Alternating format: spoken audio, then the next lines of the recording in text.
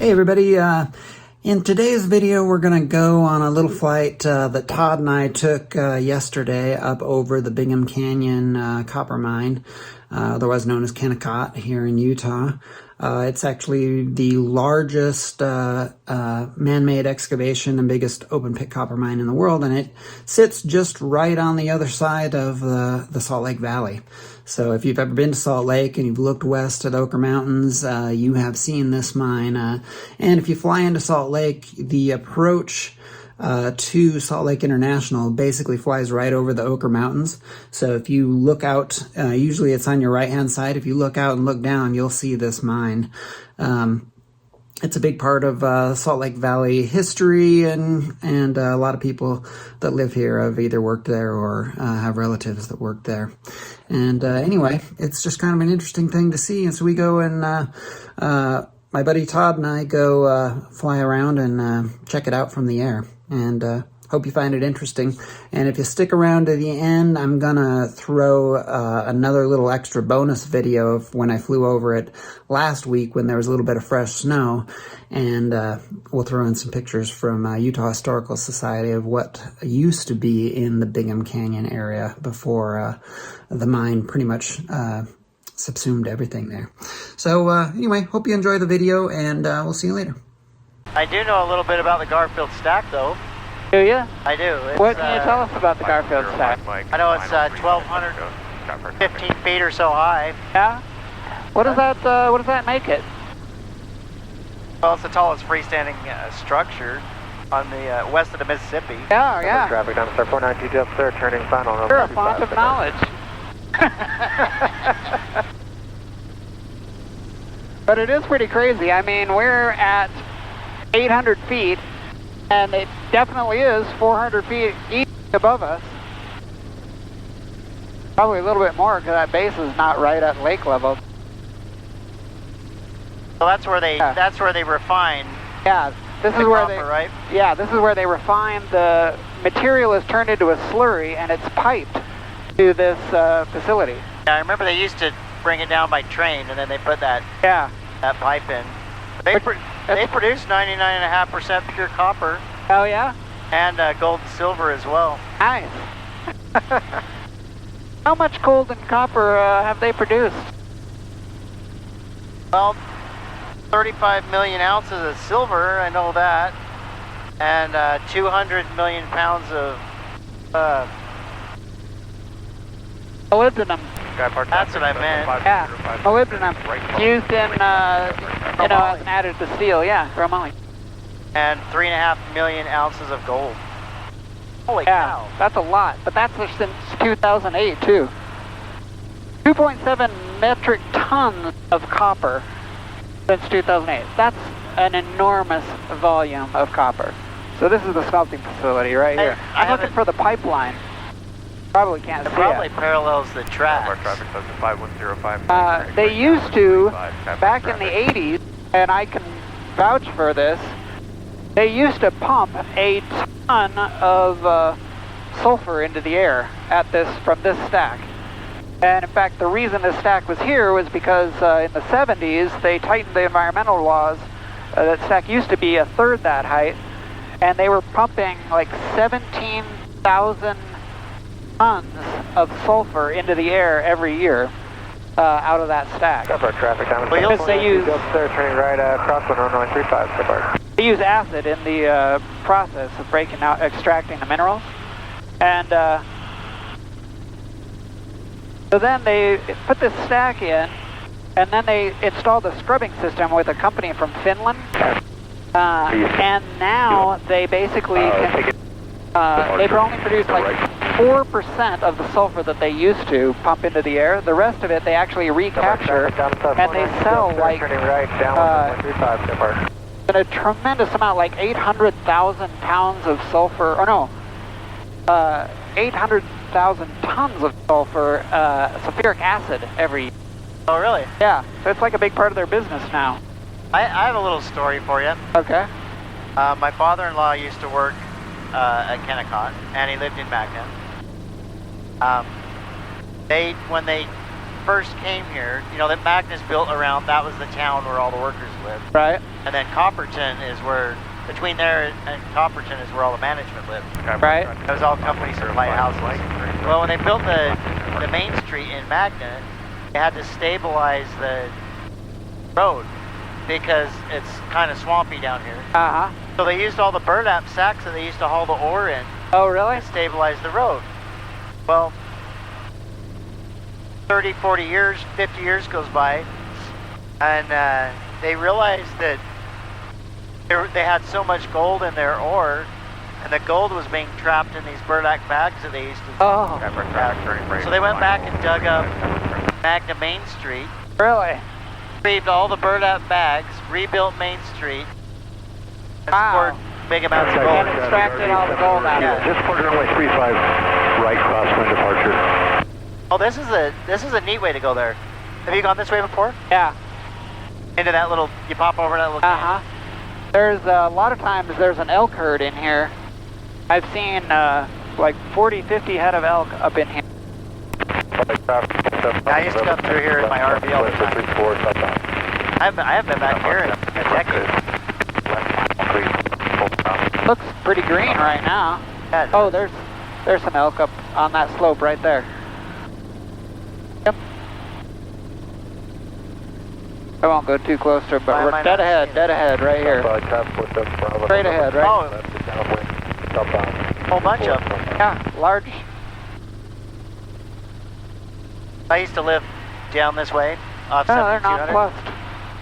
And the property that they've got fenced off on 7200 or 6700 west, Uh-huh. west of there is all where they used to build the rocket engines for the shuttle. Oh, yeah, Thiokol. Thiokol. They've got well, is it Thiokol? Oh, yeah, it used to be a different name, right? Yeah. Anyway, they've got 15, 20 headed deer that are huge. Ah. But you can't touch them. You know, you can't do anything with it. Yeah, none of this land you can get on, right? It's all owned by the mine. Oh, this is neat. I've never got a chance to look.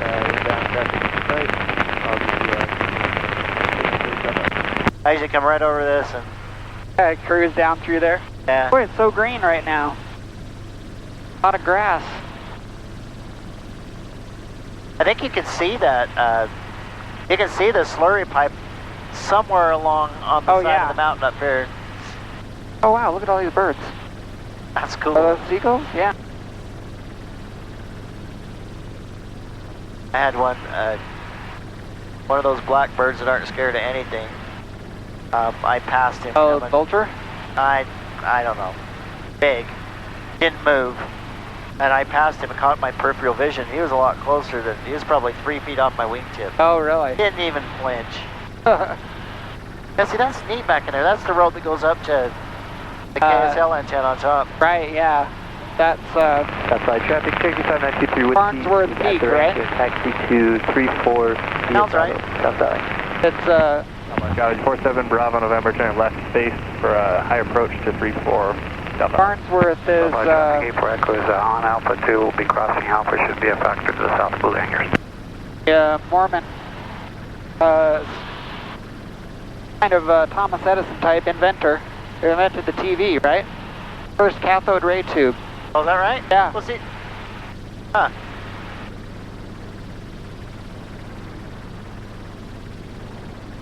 Yeah, that's probably a pumping facility, right?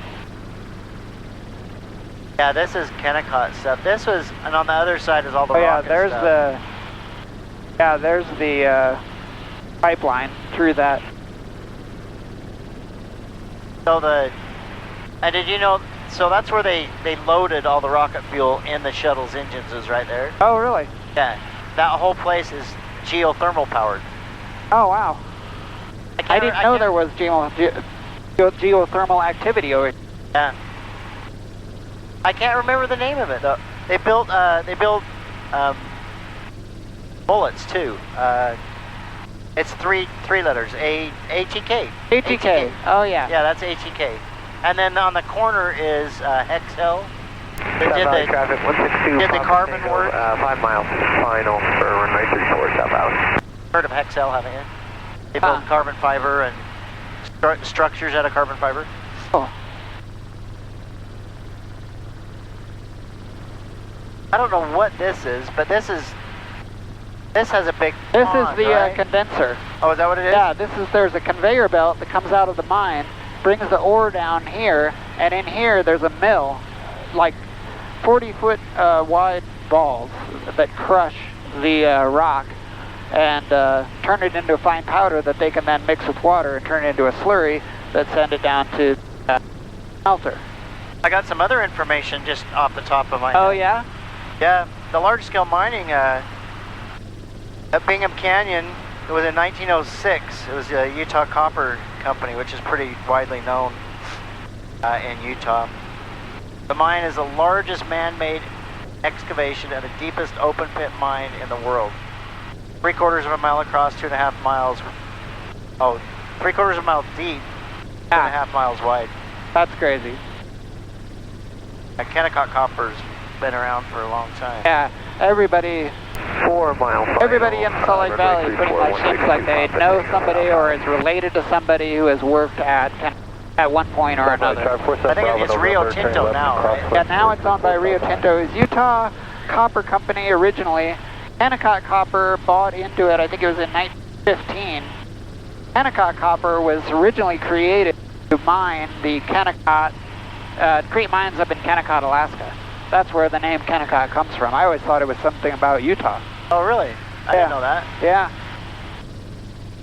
So here's the condenser, and you can see the conveyor belt that's coming out of the mine and goes up to here, and that's where they're bringing down all the raw rock. They used to truck it down to this point, 3 mile but final runway that takes a lot of energy. This conveyor belt is a lot more efficient. I do know something else. Oh, yeah?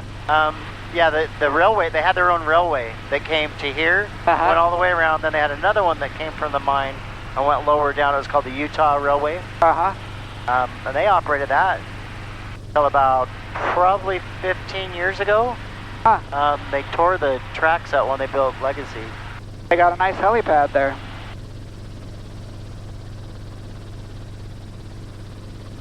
Probably for accidents, huh? So there's the pipeline, plain as day right there, huh? Or is that the conveyor? That's the conveyor. And then it transfers it over. Yep, and then it comes out over there. Yeah, there's the outlet sort of beyond what looks like a sewage treatment plant. We're established on the glide slope. Yeah, we're basically following the conveyor, which... The left down for 3-4, we're going to go ahead and circle to the right isn't for arsenic traffic. what they use to we're going to do a separate? off 180 after that. Extended final traffic. I don't know. This spot here is mainly it's a physical process. They're literally these gigantic balls that crush the raw material into a fine powder. Yeah, those were the ponds I remember. So this is Copperton off to our left, the original town. There used to be a town, this used to be a canyon right up in here, and that was pretty much, there used to be actually towns and settlements up in the canyon, and those were all totally subsumed by the mine by like the 40s.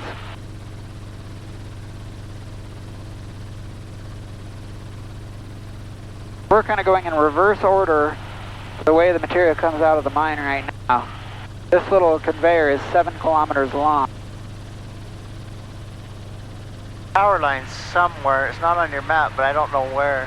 Yeah, I'm looking for them. They change them around quite frequently. Now there's some coming in up over there. Yeah, those are the ones I usually have to avoid right there. These climbing pretty good. My traffic, 47 Bravo November reestablished right, left down left 3-4 side on to the the final top of traffic that. site. Yeah. Do you see those? Yep. So I don't know where.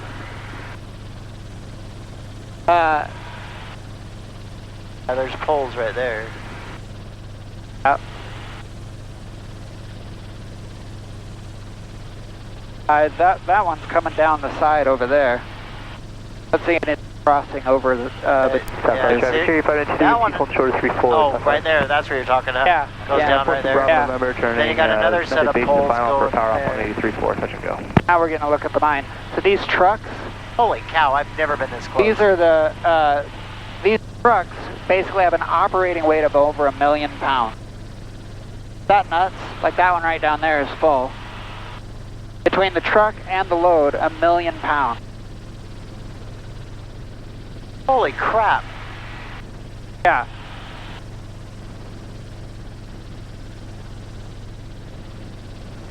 The giant excavators that they use are all electrically powered too. Trucks are electrically powered, excavators are electrically powered. Look at that. I mean, its scale is mind-boggling.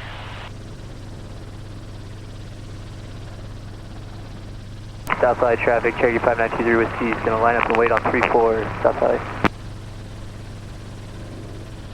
Southside traffic, 162 Papa Tango taxiing Bravo to... I've never actually been inside the mine. Southside. That's crazy.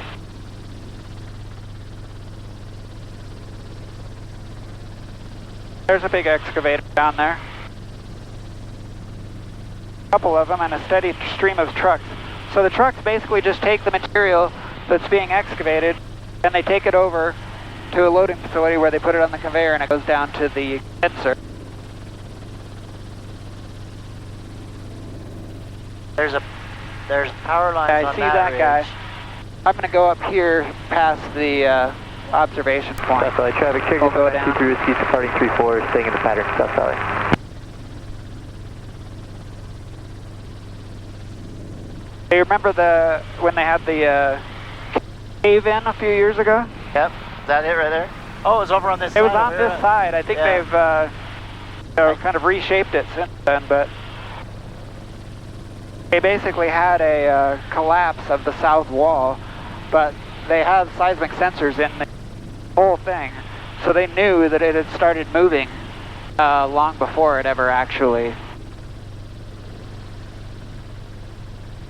did. So they were able to evacuate everyone out, but it did shut things down a period. Got 47 Bravo November, left crosswind 34.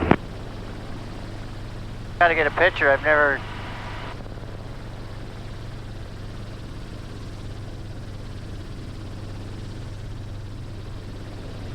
Now we'll turn around for one more look.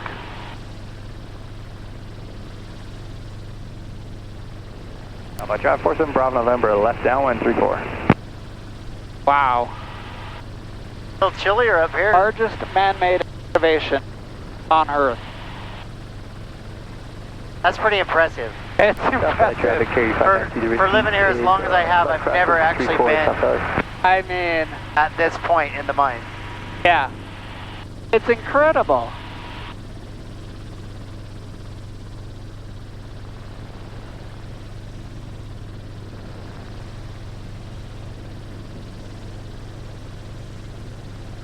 We're good on gas too. Sorry. That's a nice little climb. You came up quite a ways, huh? Yeah.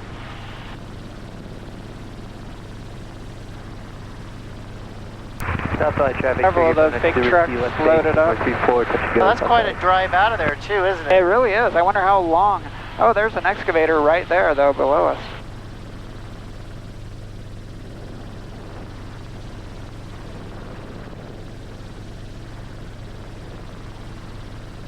I've come right across this edge. I've never gone right over the top before. Yeah. Yeah, those power lines would get you if you were dumb. Yeah, Coming out you're of- real low. Coming out of Butterfield. Yep. And right along that ridge right there. Yeah.